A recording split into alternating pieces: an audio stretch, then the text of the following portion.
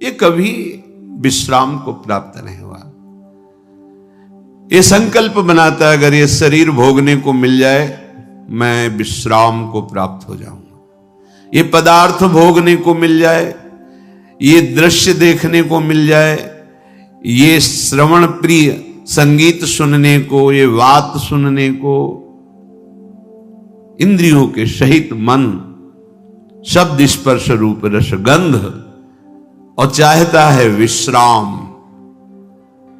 भ्रमित करके हमको जहां बिल्कुल विश्राम नहीं है, बिल्कुल आनंद नहीं है, वहां ले जाता है और फिर खुद अनुभव करके कहता है इसमें तो नहीं है, शायद उसमें होगा।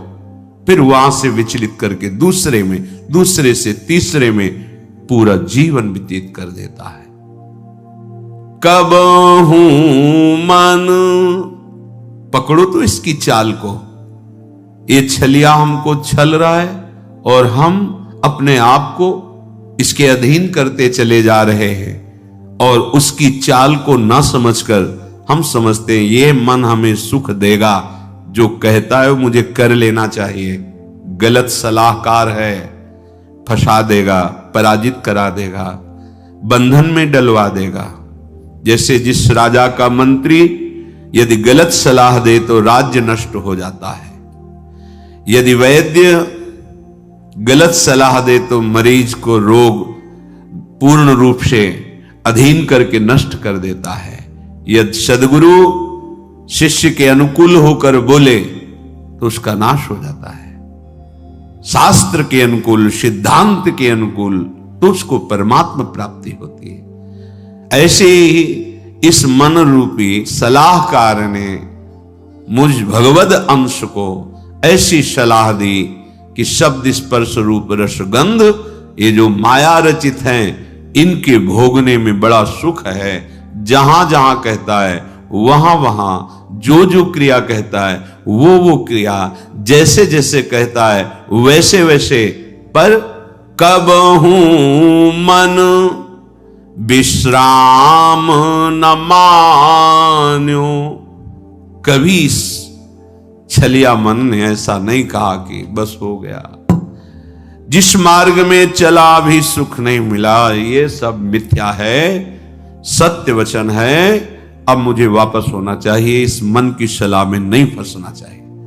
पर नहीं, उसी छलिया मन का साथ देकर, इतना साथ देकर कि स्वयं मन बन करके, कि मन मानो मैं हूं, मन को अच्छा लगा मेरे को अच्छा लगा, मन को बुरा लगा मेरे को बुरा लगा, इतनी तन्मयता, यही हमारा पतन है, यही हमारी मायाकृत आकर्षण की वृत्ति है जो हम समझ नहीं पा रहे। निशिदिन भ्रमत विसारी सहज सुख, जहां तहां इंद्रिन तान्यो, कब हूं मन विश्राम न मान्यो। रात दिन जैसा इसने कहा इंद्रियों के सहित वैसी ही चेष्टा की, पर सहज सुख जो हमारा स्वरूप है, चेतनामल सहज सुख राशि, हम अपने स्वरूप का विस्मरण करके हमारे ही बल से बलवान होकर इस मन और इंद्रियों ने हमें फंसा दिया, दुर्गति कर दी। अपने सहज सुख को, जो आत्मस्वरूप है, जो आराध्य देव हैं, सहजानंद वर्षिणी श्यामा जी, इनके नाम सुख को क्या पैसा लगता है नाम में? अंदर ही अंदर राधा राधा राधा, किसके सहयोग की जरूरत है? कौन सी क्रिया के संपादन की जरूरत है? राधा राधा राधा। अब नाम स्मरण करते हुए जो धर्म कर्म है खूब करो, 10 गुना लाभ बढ़ेगा। 1 अंक विराजमान कर दिया, फिर शून्य बढ़ाते चले जाओ, 10 गुना उसका महत्व बढ़ता चला जाएगा शून्य का। 1 हटा दो, सैकड़ों शून्य बना दो, कुछ नहीं हाथ लगेगा। ऐसे ही सहज सुख, नाम रूप लीला धाम, ये हमारा स्वरूप है, हमारी आत्मा है, ये हमारा आराध्य है। भूल गए इसे।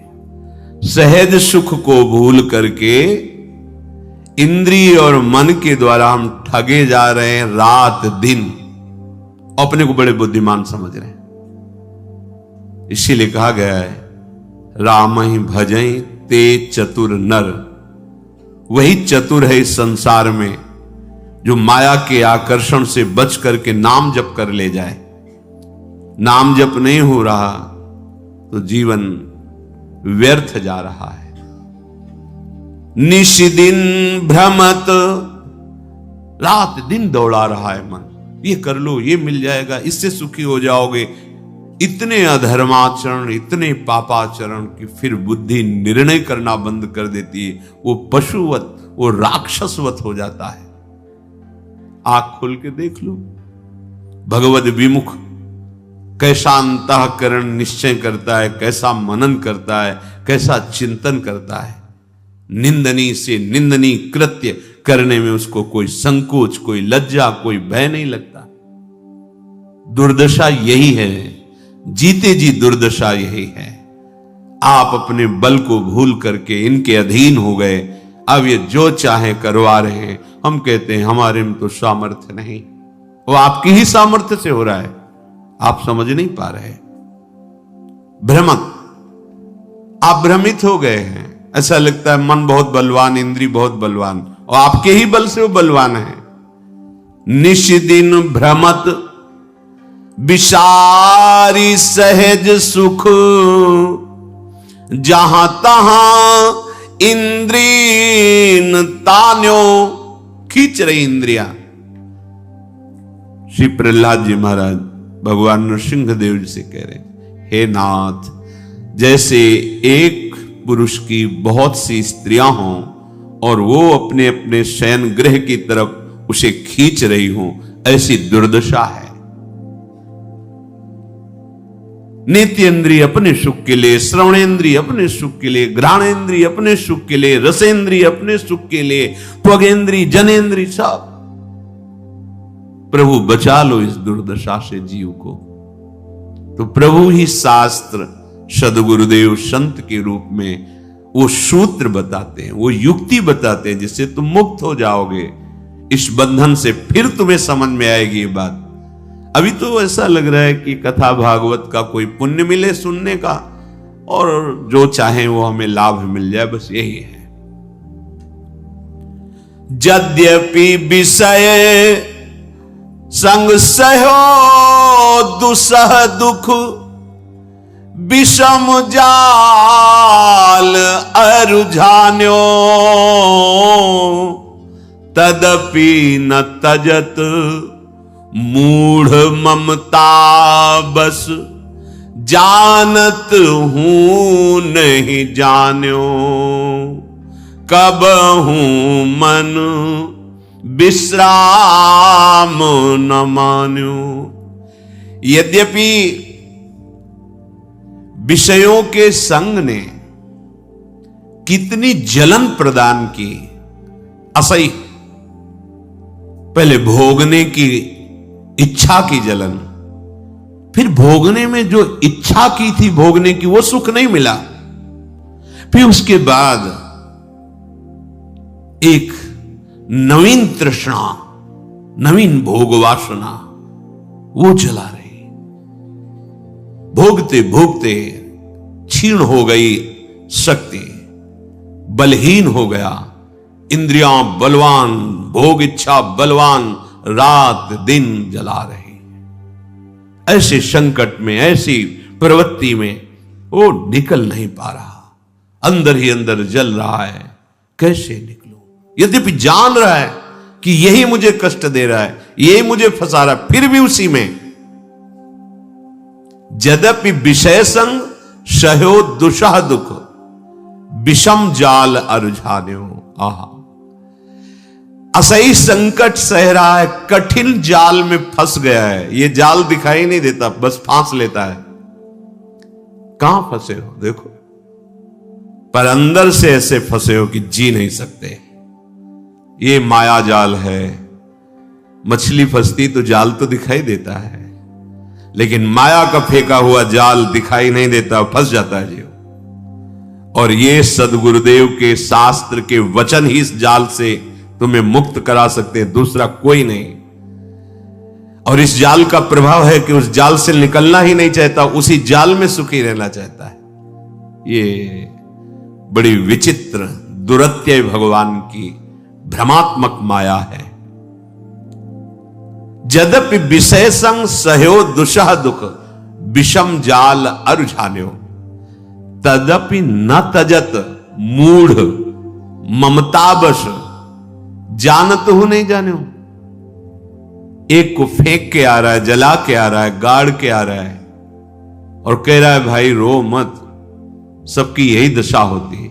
जान रहा है इसका, अरे कोई साथ नहीं जाता, सबको ऐसे जान रहा है, पर ना जाने वो केवल बोल रहा है, अंदर से नहीं समझ रहा है, फिर जाके उसी विषयों में सुख खोजता है। उसको यह पता नहीं कि जिस शरीर का आश्रय लेकर हम विषय भोग रहे हैं, ये शरीर ही नष्ट हो जाने वाला, ये शरीर ही दुखमय है, फिर इससे भोगे जाने वाले विषय कैसे सुखमय हो सकते हैं। रसेंद्रिय अच्छे अच्छे पदार्थों के लिए ललचा रही है, खाने के बाद 6 घंटे के बाद ऐसा दुर्गंध युक्त मल बनता है, उसी को ललचा रही थी। कैसी कैसी मायाजनित जाल के फंदे जिसने हमें बांध रखा है। अरे केवल प्राण पोषण करो, धर्म युक्त कार्य करो, निरंतर नाम जप करो और छूट जाओ इस शरीर बंधन से। यह समझ में ही नहीं आता। तुम अविनाशी हो, शरीर विनाशी है। शरीर से जितने भोग भोग रहे हो, ये सब मायाकृत जादू का तमाशा है, इनकी सत्ता ही नहीं है। बस प्राण पोषण करो और प्राणनाथ का भजन, उनकी आज्ञा के अनुसार मुक्त हो जाओगे इस माया खेल से। जन्म अनेक किए नाना विधि, कर्म कीच चित सान्यो, होई न बिमल विवेक निर्बिनु, वेद पुराण बखान्यो, कबहू मन विश्राम न मान्यो। बहुत जन्म हो गए, अनेक जन्मों में बहुत से कर्म किए, और ये कर्म रूपी कीचड़ में ऐसा फंसा लिया, हम निकल ही नहीं पा रहे। एक कर्म बख्शने वाला नहीं। एक एक चेष्टा इस भूमि पर जो आप करेंगे, एक कर्म भूमि है। इस भूमि पर इसीलिए शब्द कहा है। अन्य लोकों में वही कर्म करोगे जो तुम्हें भोग भोगने, बस नवीन कर्म नहीं होता। देवलोक में नवीन कर्म नहीं होता कि आप नया अनुष्ठान कर्म कर, नहीं, अपने किए हुए अनुष्ठान का शुभ फल भोगो। नरक में अपने किए हुए अशुभ कर्मों का, पाप कर्मों का फल भोगो। अन्य लोकों में भी ऐसा है, एकमात्र ये। इसीलिए यहां जन्म लेने के लिए देवता भी ललचाते हैं।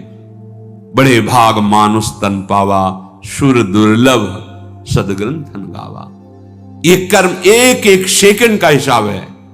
आप क्या बोल रहे हैं, क्या देख रहे हैं, कैसे पूरा का जितना समय दिया गया 80 वर्ष 100 वर्ष, तो जिस दिन आप इस भूमि पर प्रकट हुए उसी समय से शुभ अशुभ कर्म का भोग लागो, और जहां चेतना जागृत हुई नवीन कर्म वो आपके ऊपर। शास्त्रीय सिद्धांत से शायद 14 वर्ष की अवस्था तक मांडव्य ऋषि धर्मराज से व्यवस्था बनाई थी, क्योंकि उस समय पूर्ण चेतना धर्म की क्या वृत्ति ये नहीं जागृत होती। तो उस समय तक के लिए तो इसके आगे जो कर्म होते हैं उनका एक एक हिसाब होता है। ऐसा ना समझो आप जो हंसी मजाक कर रहे हैं, आप देख रहे हैं, बोल रहे हैं, छू रहे हैं, ये सब आपका रजिस्टर है, बढ़ रहा है।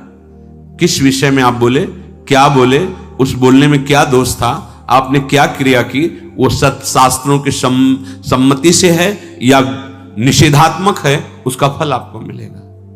और यदि एक आप युक्ति सीख गए कि अब जो मैं कर्म करने जा रहा हूं वो श्री भगवान की प्रसन्नता के लिए होगा और भगवान के द्वारा दिए बल से होगा, वो कर्म बांधेगा नहीं, और जब कर्म हुआ तो पूर्ण समर्पित प्रभु को मुक्त हो जाओगे। पर कहां इतना ध्यान है, अहम इतना स्मृति थोड़ी रहने देता है कि ये कृष्ण प्रीत्यर्थ कर्म करने जा रहा हूं, ये कृष्ण प्रीत्यर्थ कर्म हो रहा है, ये कृष्णार्पणम मस्तु के लिए कर्म हो रहा है, अभी आनंद आने लगेगा। पर नहीं, अहंकार से मैंने किया, मैं करूंगा, मैं जन्म अनेक किए नाना विधि कर्म कीच चित सान्यो। जैसे कोई दलदल में फंस जाए, निकलना बड़ा मुश्किल, ऐसे ही कर्म जाल फांस लेते हैं, निकलना बड़ा मुश्किल। देखो ना, निकलने की सोचो आप, कैसे अंदर पीड़ा पहुंचाते हैं ये सब। कैसे हमारे बिना परिवार कैसे चलेगा, ये कैसे होगा, ये कैसे होगा, चित्त सान्यो, उसमें फंस गया। वो नहीं समझ पा रहा अनंत ब्रह्मांडों का सृजन करने वाला, पालन करने वाला कोई है, वही हमें निमित्त बनाकर करा रहा है। केवल अहंकार के कारण हम उस रहस्य को नहीं जान पाते। होई न विमल विवेक नीर बिनु। गोस्वामी जी कह रहे, जैसे कोई कीचड़ में सन गया हो तो निर्मल जल चाहिए तभी वो स्वच्छ हो पाएगा। तो हमारा चित्त, हमारा मन, हमारी बुद्धि, हमारा अहम, ये मलिन हो चुका भोगों से। अब विवेक रूपी निर्मल जल हो तब ये एकदम पवित्र हो जाएंगे। तभी जब भगवत भाव की बातें करो तो प्रश्न उठाते हैं, सौम्य भगवान कैसे हो सकते हैं, अरे वो कर तुम अकर तुम अन्यथा कर तुम, ऐसा नटनागर है, बस उसको पकड़ा सकते हैं तो गुरुदेव के द्वारा उपदिष्ट मार्ग ही, दूसरा कोई उपाय नहीं। इसीलिए गुरु साक्षात परब्रह्म तस्मै श्री गुरुवे नमः। जिस ठाकुर ने अपनी माया का पर्दा लगा के अपने को ढक लिया, वही ठाकुर गुरुदेव रूप में आकर अपनी माया के पर्दा को हटाने का उपाय बता देता है।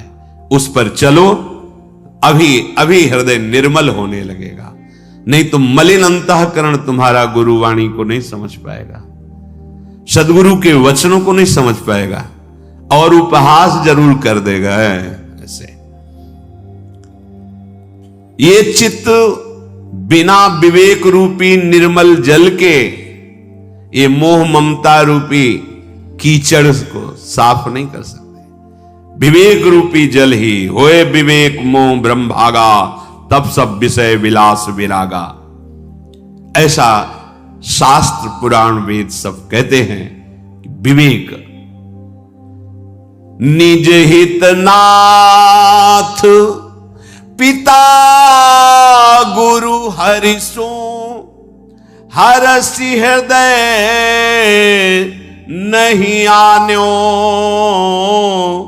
तुलसीदास कब तृषा जाए सरखन तहि जन्म सिरान्यो, कब हूं मन विश्राम न मान्यो,